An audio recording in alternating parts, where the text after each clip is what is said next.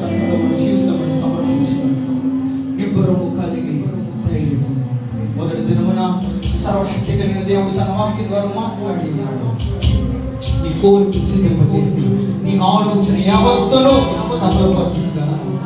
రెండవ దినమున మనము చేయించిన వారు వలె ఉండాలని దేవుడు మనతో మాట్లాడాలి. ఈ దినమున దేవుడు మనతో మాట్లాడి సిద్ధపడుతున్నాడు కనుక దానికి ముందుగా మనము ధైర్యముగా ఉంది.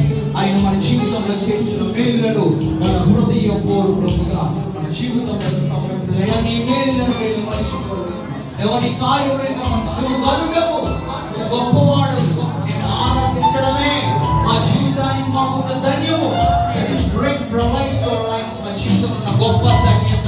That is very hard to our lives. మా జీవితంలో గొప్ప అర్హత. Because we are not deserving in this world. ఈ లోకంలో మేము అర్హత కలిగిన వారు కాదు. You are the deserve honorable and glory. నువ్వు సమస్త మహిమకు ఆధారం కనుక మన జీవితాన్ని సమర్పించుకొని మన హృదయం